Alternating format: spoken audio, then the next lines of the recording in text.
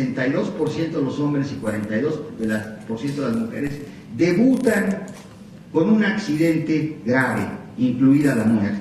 O sea, no se van poniendo enfermos poco a poco, sino más de la mitad empiezan muriéndose o teniendo un síndrome isquémico coronario agudo, un infarto del miocardio. Así, debutan de golpe. ¿Cómo? Pues ayer lo vi, estaba rete bien, ya se murió, o tiene el infarto, ¡ay, qué barbaridad! Se veía tan sano, ¿tan sano? Sí, hombre, pues estaba gordito, pero pues ¿quién no? ¿Fuma? Pues sí, pero fumaba poco. Tiene la presión arterial alta, sí, pero es que es reactiva, nomás tenía 140, 90, azúcar alta, están locos estos, tenía 105 de azúcar, ahora resulta que tener 105 de azúcar es tenerla alta, 200 de colesterol, ¡qué barbaridad! Ya, son exageraciones, son ganas de hacer las cosas. Bueno, ese paciente que les acabo de describir, si además sus papás se murieron jóvenes, tiene un riesgo igual al de un paciente diabético que ha tenido infarto de miocardio. Entonces, nuestra visión es reconocer a estos pacientes con riesgo y no ver la situación de se ve muy bien, pues seguro que no tiene problema. Además sale a correr todas las mañanas. La mayoría de las personas creen que la prevención de la aterosclerosis es salir a correr en las mañanas y no comer huevos. Ese es su concepto sobre la aterosclerosis. Bueno, somos profesionales y hay que verla de una manera muy diferente. Los síntomas, la sintomatología de la aterosclerosis es tardía y de alto peligro. Eso es lo que tenemos que recordar. La aterosclerosis es una hija de tal por cual. No avisa y de pronto mata. No avisa a los ojos del inexperto.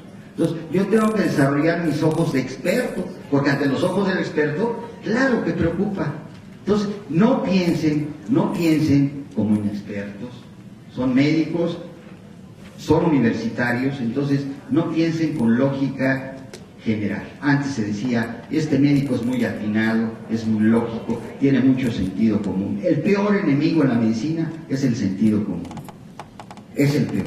Si ustedes quieren pensar que las cosas son así, aquí se tapó, ya lo destapé, ya lo curé. Llevamos años sabiendo si destapar la arteria cura o no. Fíjense ustedes que eso es, el sentido común no funciona. No que no sea lógica la enfermedad, pero cada enfermedad tiene su lógica y la lógica de la aterosclerosis es muy complicada. Bien, la aterosclerosis es caprichosa, pero siempre deja pistas. Esto es muy importante. Y si nosotros reconocemos estas pistas, podemos hacer mucho por los pacientes. Bueno, pero entremos a lo que me trajeron hoy en la tarde, que es hablar sobre el tratamiento de la aterosclerosis. Las premisas actuales de la prevención de la aterosclerosis y sus complicaciones son, no se trata la enfermedad, se trata el riesgo, y eso es en toda la medicina. Lo que actualmente hace el médico no es curar enfermedades, ni siquiera prevenir enfermedades. Su meta, su misión primordial es el manejo correcto del riesgo, antes y después de los problemas. El beneficio está en función directa del riesgo. Esta es una ley general ineludible: a más riesgo, más beneficio. El LDL colesterol es actualmente el indicador de las metas. No pensamos en otra en este momento, sino principalmente en el LDL colesterol. Y el beneficio es independiente del nivel inicial de LDL colesterol, porque claro, no estamos tratando al LDL colesterol, estamos previniendo la enfermedad. Entonces, ¿cómo diablos le vas a dar a este señor una estatina si tiene 200 de colesterol? ¿Que no las estatinas son para bajar el colesterol? No, las estatinas son para reducir el riesgo. Y el riesgo, un buen indicador, es el LDL colesterol, el colesterol total, pero depende en quién y depende en qué contexto, ¿verdad? Entonces, estos son conceptos muy sencillos, pero que no están dentro de la mente del médico. La reducción del riesgo absoluto depende directamente del descenso absoluto del LDL colesterol. De tal manera que si ustedes no bajan 39 miligramos de LDL colesterol, que es un milimol, no van a obtener beneficio en el paciente. Así de fácil. Entonces, este país ha gastado millones y millones de dólares y de superdólares y millones en medicamentos que no alcanzan a reducir los niveles del LDL colesterol a lo necesario.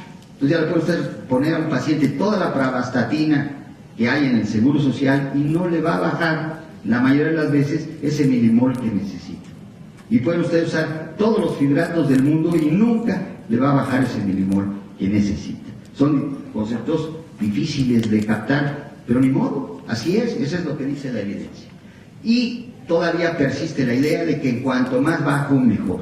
Nosotros nacemos con niveles de colesterol muy bajos, algunos con 40, 50 de LDL colesterol. Lo ideal sería, ¿cuándo han visto un bebé con infarto? Nunca.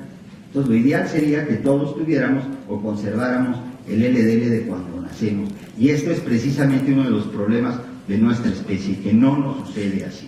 Y hay muchas pruebas que demuestran, y estos son los estudios con todas las estatinas, que a más bajo el LDL colesterol se obtiene mejor reducción de los eventos y tanto en prevención secundaria como en prevención primaria, y no se ha detectado una meta para esto. Algunos de los pacientes en el TNT estaban con 30 de LDL colesterol y estaban muy bien.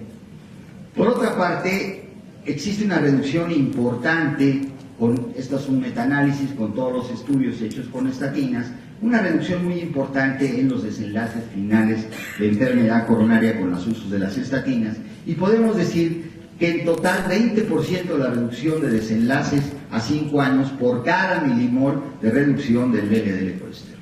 O sea, por cada 39 miligramos que reduzcamos el LDL colesterol, vamos a obtener un 20% de beneficio en estos desenlaces. Es muy bueno, pero vamos a ver un momento más que no es suficiente. ¿Y qué reglas quedan para el manejo de los lípidos que están sostenidas por el National Cholesterol Education Program? Independientemente de cuál sea la dislipidemia presente, por favor, recuerden esto, porque si yo veo que el paciente tiene los triglicéridos altos, ¿qué voy a tratar? ¿Los triglicéridos? No, voy a tratar el riesgo, y para tratar el riesgo, la primera meta es el colesterol LDL. Esto es lo muy importante, y son reglas generales que no debemos romper si queremos obtener las ventajas que hemos visto.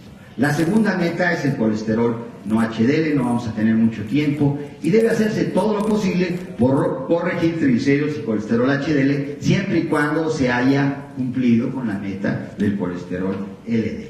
Alcanzar las metas de los otros factores de riesgo presentes son muy importantes. Y aquí tienen ustedes los efectos que tienen la mayoría de los medicamentos actualmente disponibles para alcanzar las metas.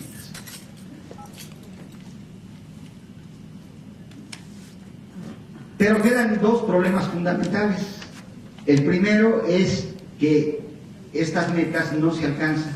Las metas que necesitamos para obtener el beneficio no se alcanzan en la mayoría de los pacientes que están tratados. Y no se alcanzan porque no hay medicamentos adecuados, no, sí los hay. No se alcanza porque no se nos da la gana. O porque decimos que es muy caro, que qué barbaridad, que cómo es posible, que qué exagerados. Y el segundo es algo que ya están empezando ustedes a oír, que es el riesgo residual. Son los problemas para ir más allá. Hay que poner mucho ojo en esto, mucho ojo en esto. ¿Ven? La mayoría de los pacientes con enfermedad coronaria no están en metas.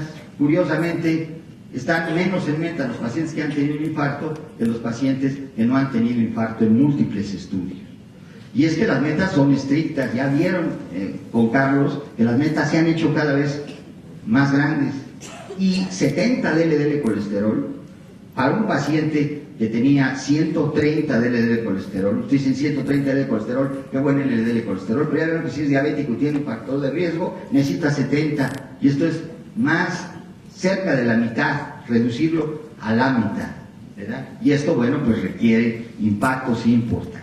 Para alcanzar estas reducciones mayores del 30% del LDL colesterol o del 50% del LDL colesterol, no tenemos más que realmente tres opciones actuales, que son aumentar la dosis de estatinas, y en esto la campeona es la atorvastatina.